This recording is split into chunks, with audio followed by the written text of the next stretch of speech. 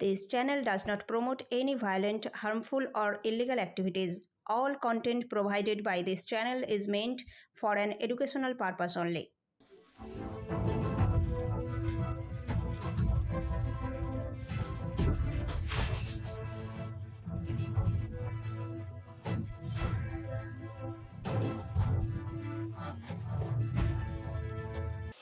কে হবে বিজেপির রাজ্য সভাপতি এই নিয়ে জোর জল্পনা শুরু হয়েছে বঙ্গ রাজনীতিতে। পশ্চিমবঙ্গে বিজেপির বর্তমান রাজ্য সভাপতি সুকান্ত মজুমদার, কিন্তু বিজেপির নিয়ম অনুযায়ী একজন ব্যক্তি দুটি পদে থাকা যায় না। এখন রাজনীতির আঙিনায় কান পাতলেই শোনা যাচ্ছে সুকান্ত মজুমদারের স্থলাভিষিক্ত হতে দুই বিশিষ্ট মহিলা নেত্রীর কথা ভাবছে বিজেপি।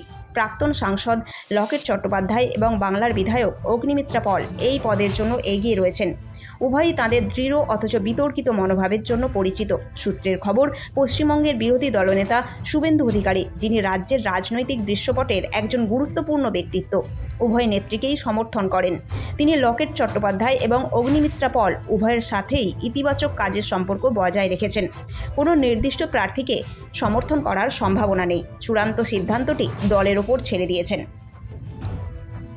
কেন্দ্রীয় নেতৃত্ব সিদ্ধান্ত নিলে পরে, সিদ্ধান্ত জানালে পরে সমস্ত কিছু শুরু হয়ে যাবে। উপর থেকে নির্দেশ এলেই নমিনেশন হবে।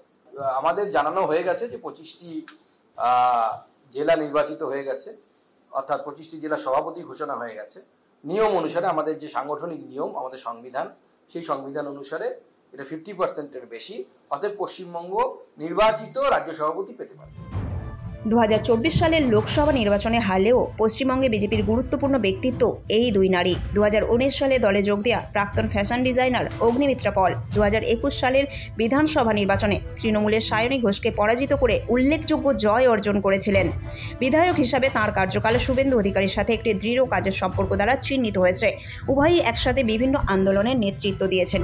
তবে শুভেন্দু অধিকারীর সঙ্গে পলের ঘনিষ্ঠতা নিয়ে দলের অন্দরে বিতর্ক তৈরি হয়েছে। গত বছর বিজেপি নেতা দিলীপ ঘোষের আসন মেদিনীপুর থেকে যখন অগ্নিমিত্রা পলকে লড়তে বলা হয়, তখন তিনি তাকে শুভেন্দু অধিকারীর প্রার্থী বলে অভিহিত করেন।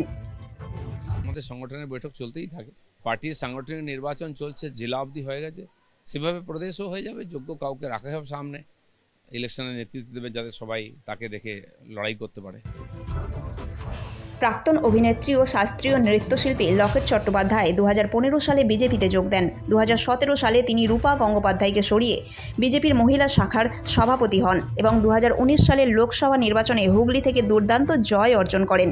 পুরোহিত পরিবারের সদস্য হিসাবে লকেট চট্টোপাধ্যায়ের পটভূমি এবং হিন্দুত্বের প্রতি তাঁর সোচ্চার সমর্থন শুভেন্দু অধিকারীর দৃঢ় মতামতের সাথে সামঞ্জস্যপূর্ণ। সম্ভবত তাঁকে অনুকূল পছন্দ করে তুলেছে। নাম প্রকাশে অনিচ্ছুক এক বিজেপি সাংসদ বলেন, ওদের মধ্যে কেউ যদি দলের সভাপতি হন, শুভেন্দু দা হবেন আসল ক্ষমতার কেন্দ্র।